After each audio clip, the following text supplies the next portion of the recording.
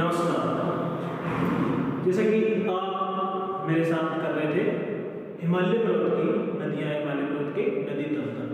तो हमने पिछली क्लास में किया सिंधु नदी तंत्र, गंगा नदी तंत्र। आज हम करेंगे ब्रह्मपुत्र नदी तंत्र, जो कि भारत का उत्तरी पूर्वी हिस्सा है। ब्रह्मपुत्र नदी तंत्र भारत के उत्तरी पूर्वी हिस्से में फैला हुआ है और यह भारत के लगभग पूर्वी पहाड़ियों में राज्य है। तो 8 राज्य है, पूर्वी पहाड़ियां और पश्चिम बंगाल के पास। तो इन राज्यों में ब्रह्मपुत्र नदी तंत्र फैला हुआ है। ब्रह्मपुत्र नदी मुख्यतः 3 देशों में फैली हुई है। निकलती कहां से? चाइना से, तिब्बत पठार से, फिर भारत में आती है। भारत के बाद यह बांग्लादेश में जाकर बंगाल की खाड़ी में विश्व का सबसे बड़ा डेल्टा गंगा नदी के साथ मिलकर सुंदरवन डेल्टा का निर्माण करती है।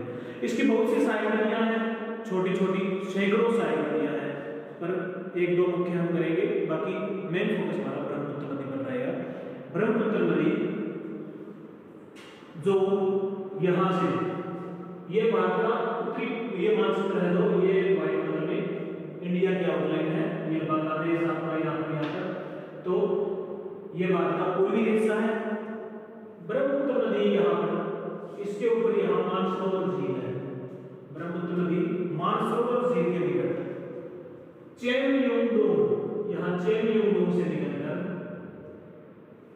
कैलाश और लद्दाख श्रेणी के बीच, आपको बताया था कैलाश और लद्दाख, काराकोरम और लद्दाख, जो कैलाश और लद्दाख कैलाश बोलते हैं उसको। तो कैलाश और लद्दाख श्रेणी के बीच बहकर महान हिमालय के समानांतर लगभग 1250 किलोमीटर, ये यहां से लेकर यहां तक 1250 किलोमीटर बहती है।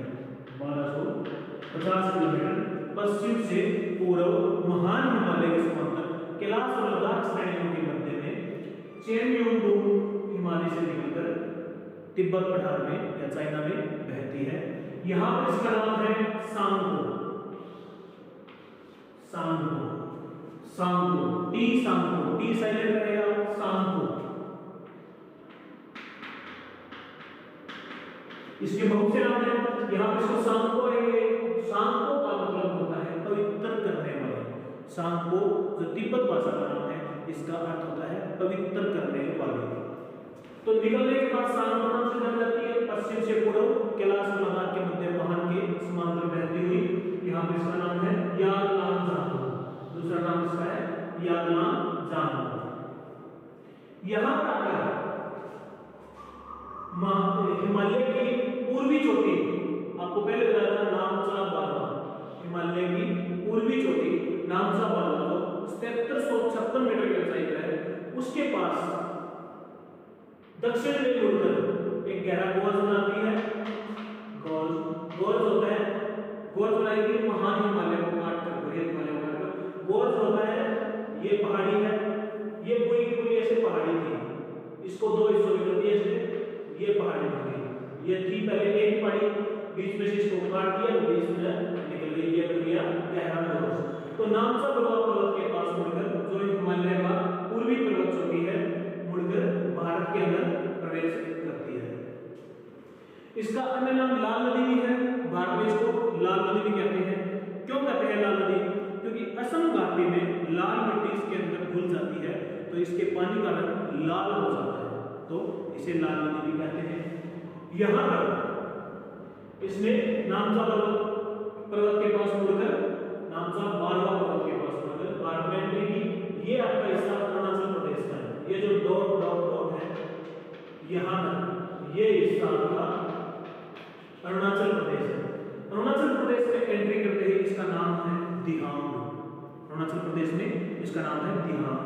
ये दिहांग के पूर्व से, अरुणाचल प्रदेश में 2 नदियां इसमें मिलती है, दिहांग और लोहित। पूर्व से अरुणाचल प्रदेश में 2 नदियां इसमें मिलती है, दिहांग और लोहित, दिबांग और लोहित। दिबांग और लोहित नदियां मिलती है अरुणाचल प्रदेश में। ब्रह्मपुत्र का नाम है दिहांग।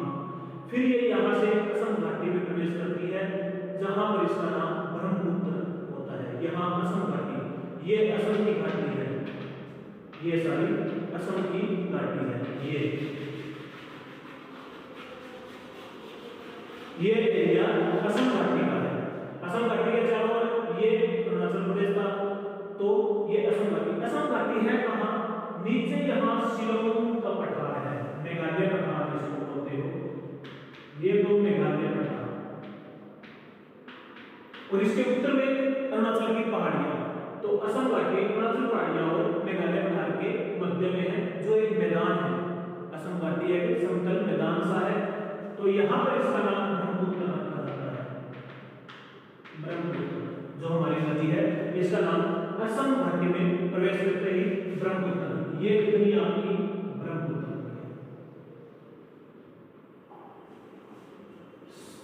यहां से लेकर यहां तक ब्रह्मपुत्र नदी। इससे पहले नाम था इसका दिहांग अरुणाचल प्रदेश में, उससे पहले चाइना के अंदर इसका नाम था सांगपो। उसके बाद यहां से धुबरी से एंटर कर जाती है बांग्लादेश में। बांग्लादेश में इस नदी का नाम है जमुना। असम घाटी में ब्रह्मपुत्र और धुबरी के पास यह बांग्लादेश में प्रवेश करती है। बांग्लादेश में इस नदी का नाम है जमुना। ये जमुना नदी, जमुना आगे चलकर पद्मा से मिल जाती है। ये पद्मा है। पद्मा किस नदी का नाम है? भारत में गंगा, बांग्लादेश में एंटर करते ही पद्मा नदी, यहां पर दोनों मिल जाती है, पद्मा और जमुना। कहां मिलती है? ग्वालंदो, ग्वालंदो एक छोटा सा शहर, ग्वालंदो, ग्वालंदो ये नाम है इसका,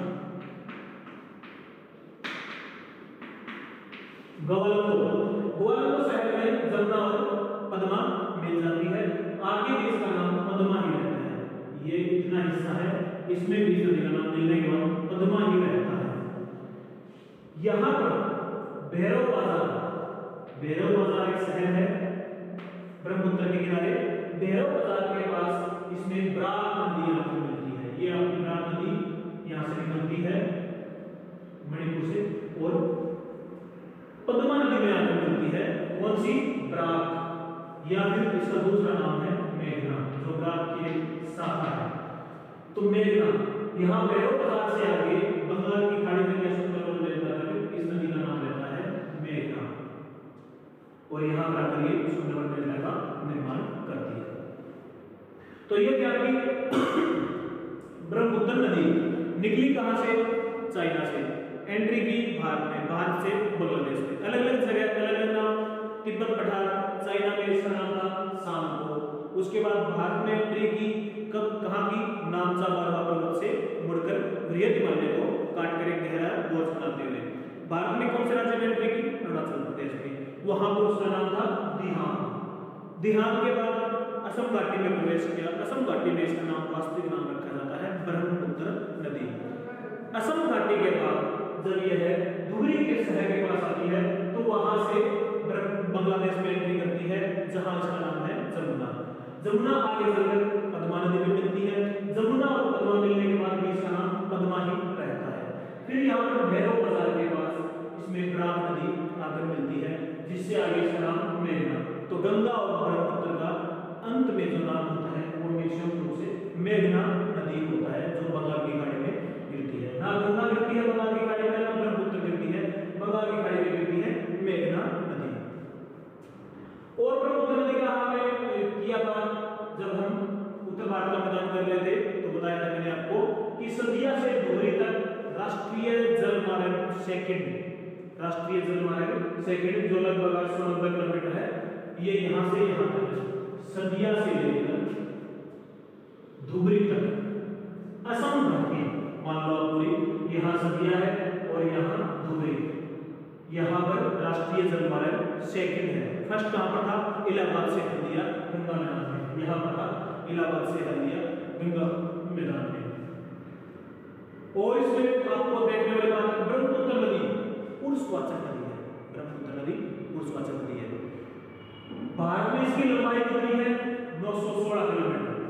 यहां से लेकर यहां तक 916 किलोमीटर की लंबाई है भारत की। टोटल इसकी लंबाई है 2900 किलोमीटर। तो आपका क्वेश्चन ये आएगा, भारत में बहने वाली सबसे लंबी नदी ब्रह्मपुत्र नदी 2900 किलोमीटर। गंगा कितनी थी? 2525।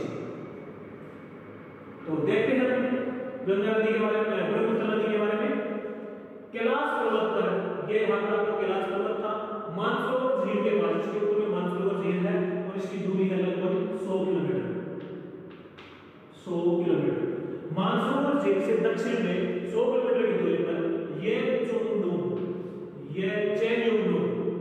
चेनयोंगनुम हिमानी से ब्रह्मपुत्र नदी निकलती है, धुबरी के बाद बांग्लादेश में प्रवेश करती है। ये आपका धुबरी है, यहाँ से ये बांग्लादेश में प्रवेश करती है, जो आपको बताया था जमुना के नाम से जानी जाती है। टोटल लंबाई इसकी 2900 किलोमीटर है, भारत के अंदर इसकी 916 किलोमीटर है। इसके तट पे लगने वाले शहर गुवाहाटी, डिब्रूगढ़, सदिया, धुबरी मुख्य शहर है। सारी नदी बहुत है इसकी, मेन नाम याद रखिए, दिबांग जो पूर्व से आती है, लोहित वो भी पूर्व से अरुणाचल प्रदेश में आती है, कोमंग, सुबनसिरी, मानस, मानव, कपिली, तिस्ता, ये याद रखने योग्य बात आपकी, तिस्ता नदी, ये है आपकी तिस्ता। कहां से निकलेगी? सिक्किम से। कौन से ग्लेशियर से? जेमू ग्लेशियर। तिस्ता सिक्किम से जेमू ग्लेशियर से निकलती है और यहाँ ब्रह्मपुत्र नदी में मिलती है। तिस्ता नदी 1787 से पहले, तिस्ता नदी 1787 से पहले, ये तिस्ता नदी आती 1787 से पहले गंगा की साइड थी, ये इस साइड आती है, गंगा की साइड थी। बाढ़ आने के कारण इसका बहाव ब्रह्मपुत्र की तरफ हो गया और यह है ब्रह्मपुत्र नदी की साइड नदी बनी 1787 1787 के बाद यह ब्रह्मपुत्र की साइड होगी। 1787 से पहले गंगा की साइड थी, बाढ़ के कारण इसका बहाव दूसरी तरफ हो गया।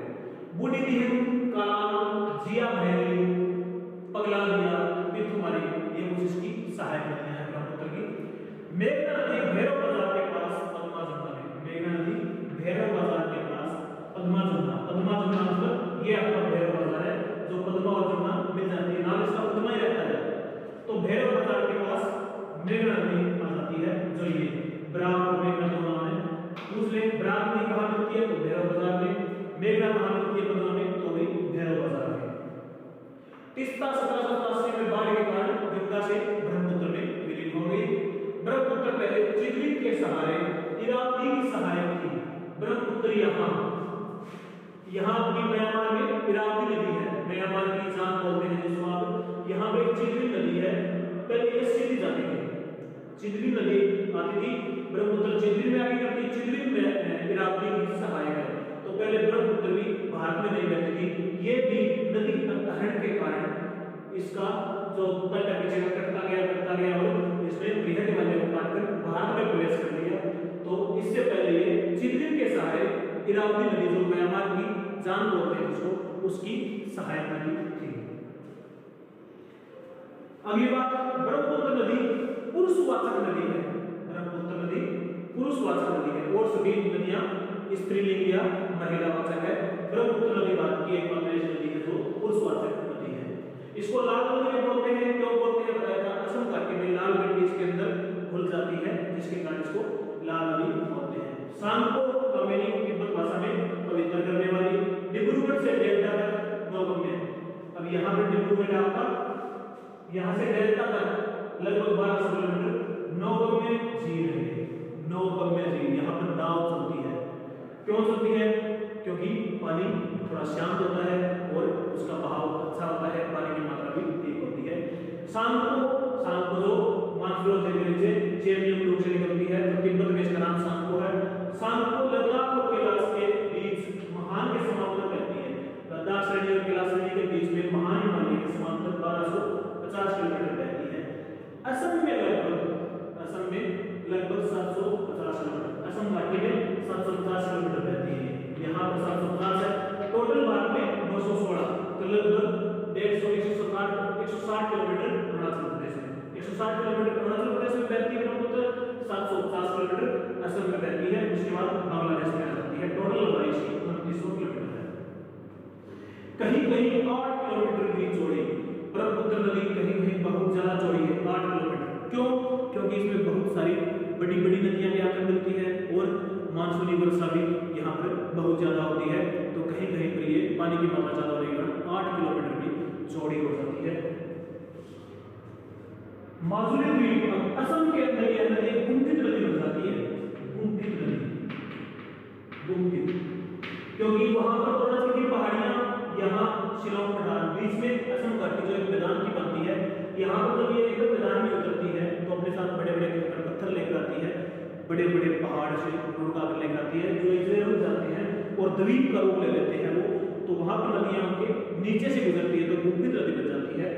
इस नदी में असम घाटी में यहाँ पर छोटे छोटे बहुत सारे द्वीप मिलेंगे आपको, द्वीप जो पानी से ऊपर उठी हुई जगह होती है। तो इसके अंदर असम घाटी में विश्व का सबसे बड़ा माजुली द्वीप, द्वीप सबसे बड़ा नहीं है, नदिया द्वीप है, ये नदिया द्वीप है, विश्व का सबसे बड़ा नदिया द्वीप माजुली द्वीप, जो ब्रह्मपुत्र नदी असम घाटी में बनाती है। यह विश्व का सबसे बड़ा नदिया द्वीप है। असम में माजुली जिला, असम सरकार ने क्या किया, यहाँ पर है ये आपका माजुली द्वीप, असम सरकार ने इसको माजुली जिला घोषित कर दिया। इसके ऊपर लोग रहते हैं, खेती करते हैं, तो इसको माजुली जिला घोषित कर दिया, जहां पर धान की कृषि होती है। माजुली द्वीप पर धान की कृषि होती है, ब्रह्मपुत्र नदी के दोनों साइड से बहती है और बीच में ऊपर उठा हुआ जो द्वीप का रूप ले लेता है। तो ये थी आपकी ब्रह्मपुत्र नदी जो 3 देशों में बहती है, चाइना, भारत और बांग्लादेश में। अलग अलग जगह इसके अलग अलग नाम हैं, चाइना में सांगो, अरुणाचल प्रदेश में दिहांग, असम घाटी में ब्रह्मपुत्र, बांग्लादेश में जमुना, जमुना पद्मा में मिल जाती है तो पद्मा, पद्मा आगे प्राग या मेघना में मिलती है तो बंगाल की खाड़ी तक इसका नाम मेघना रहता है, जिसकी लंबाई 2900 किलोमीटर है। और नामसा पर्वत के पास ये बृहद हिमालय को काटकर भारत में प्रवेश करती है, गहरा मोर्च बनाते हुए। तो ये था हमारा हिमालय नदी तंत्र, जिसमें सिंधु, गंगा और ब्रह्मपुत्र नदी तंत्र का अध्ययन किया था। आगे हम करेंगे प्रायद्वीपीय प्रकार या प्रायद्वीपीय भारत की